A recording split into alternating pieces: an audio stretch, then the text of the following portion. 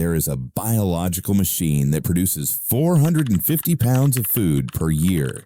It lives forever. You plant it once and you harvest for 70 years. It survives storms that destroy corn and droughts that wither wheat. For 3,000 years, it was the engine that fed entire civilizations without anyone ever needing to replant a single seed. It was the ultimate gift from nature, and then they commandeered it. They took this symbol of abundance and turned it into cheap rations for the captive workforce. They tried to use nature to fuel an empire built on forced labor, but here is the twist. The tree refused to be a tool of control, and the people, they rejected it. For 40 years, the laborers fed this superfood to pigs rather than eat the symbol of their own subjugation. This is the story of the tree they tried to exploit just before we needed it most. Welcome to Ancient Crops Archive. To understand the power of this plant, we must open the archive 3,000 years ago in the Bismarck Archipelago. Enter the Lapita culture. These were not just sailors. They were the astronauts of the ancient world, the first people to sail into the immense vastness of remote Oceania. They traveled in simple outrigger canoes, crossing thousands of miles of open, challenging ocean. They possessed no paper maps. They had no mechanical compasses. They navigated the blue void, guided only by the geometry of the stars and the rhythm of the waves. But you do not survive a journey of that magnitude with just navigation skills. You need a backup plan. You need a biological insurance policy against extinction. The Lapita carried with them the absolute foundation of survival. Their cargo included pigs, chickens, and dogs for protein. They brought taro and yams for starch. But the crown jewel of their inventory was a tree designed to feed their descendants for millennia. We are not guessing here. We have the forensic evidence. Archaeological findings from the remote Easter Island reveal obsidian tools, razor-sharp volcanic glass, dated back to the year 1000 Common Era. These were not implements of conflict. They were kitchen implements. When researchers analyzed these blades, they found them covered in ancient starch residue. This proves that people were processing and eating this fruit long before they ever carved the giant moai statues that tourists stare at today. The Lapita people acted as ancient botanical engineers. They spread this plant from the Solomon Islands across the entire Polynesian Triangle, from Melanesia to Micronesia. They knew what our modern industrial agriculture has chosen to forget. This is the breadfruit. Scientifically, it is Artocarpus altilis. It is not just a fruit. It is a biological machine engineered by nature for one singular purpose: to feed continuously. While we obsess over fragile annual crops that fade every winter, they planted a legacy that refuses to expire. But then the horizon changed. The Europeans arrived, and they did not look at this tree with reverence. They looked at it with a calculator. In 1769, British Captain James Cook and the famous botanist Joseph Banks landed in Tahiti. Banks tasted the roasted fruit. He noted that the texture reminded him of fresh bread and the flavor was mild. But his mind did not drift to culinary art. He ran the numbers. He calculated that a single tree produced enough food to feed a family for a lifetime. He returned to England not with a botanical wonder, but with a cold industrial blueprint. He saw cheap fuel for a failing engine. The British West Indies were collapsing. Between 1780 and 1787, Jamaica was hammered by a relentless cycle of hurricanes and droughts. The supply lines from North America were cut by the Revolution. The result was catastrophic. 15,000 laborers perished from famine in just 7 years.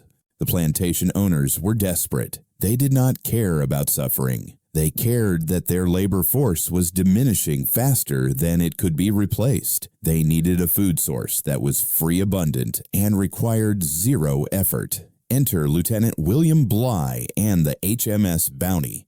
His mission was singular and urgent: transport the breadfruit from Tahiti to the Caribbean to feed the workforce. Bligh was so obsessed he converted the ship's great cabin into a floating greenhouse, caring more for the plants than his own men. On April 4th, 1789, the Bounty sailed west, but the crew had reached their breaking point. 3 weeks later, Fletcher Christian led the most famous mutiny in naval history. The first casualty of this rebellion was the cargo. The mutineers seized the ship and threw every single breadfruit plant into the ocean. 1,015 trees were lost in the Pacific.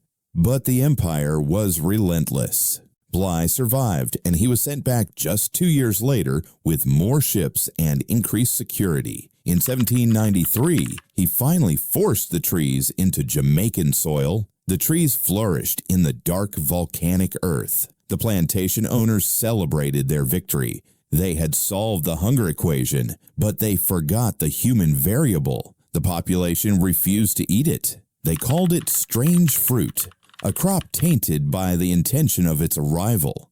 It was not about the taste, which was similar to potato. It was about dignity. Food cannot nourish the body when it represents the shackles of the system. For 40 years, the British Empire's perfect food was rejected. It was fed to the pigs. The ultimate superfood became nothing more than livestock feed, rejected by the very people it was engineered to sustain. History might be written by the victors, but biology does not lie. If you strip away the politics and look at the raw specs, this is not just a plant. It is a survival machine. Let's run the numbers. A single tree produces 450 pounds of fruit per season. Scale that up. That is 14,000 pounds of food per acre, and it does this without a single drop of artificial irrigation. In the currency of survival calories per acre, breadfruit delivers 8.3 million calories. That surpasses the yield of potatoes. It stands toe-to-toe with corn, the so-called king of modern grains. But here is the critical difference. Corn is fragile. Corn demands to be replanted every single spring. Corn is dependent on chemical fertilizers. If the rain stops, corn fails. Breadfruit, it plays by different rules. You plant it once, and it produces for 70 years. No tilling, no fertilizer, no pesticides. It is a biological fortress. It is climate resilient. When hurricanes tear through the Caribbean and snap these trees in half, they do not terminate. They regenerate from root suckers. They are like the Hydra. Cut one down, and it shoots back up from the soil stronger than before.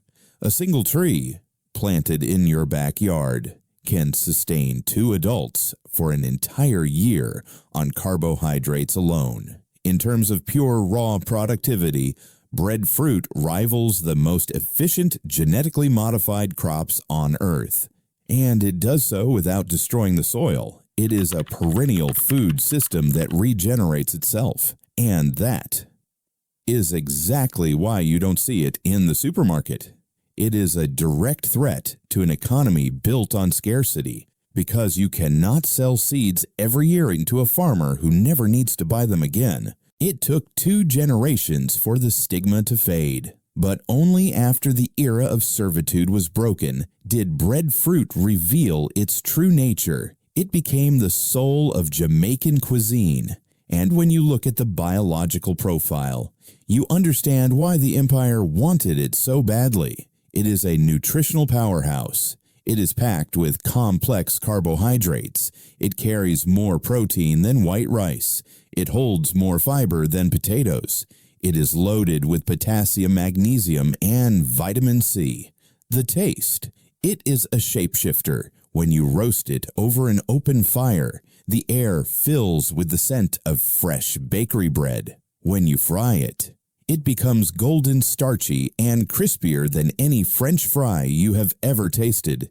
Now, I can hear the objection coming from the northern hemisphere. I live in the frost. I cannot grow this tropical beast. Stop right there. Do not miss the point. The lesson of the breadfruit is not about the species. It is about the system. It is about the philosophy of perennial carbs. You do not need a tropical island to revolt against industrial agriculture. If you live in the north, your breadfruit is the chestnut. Your breadfruit is the oak acorn. Think about it. Just like the breadfruit, a chestnut tree lives for centuries. It requires no annual plowing, no tearing up the earth. It simply rains down pounds of starch every single autumn, free of charge.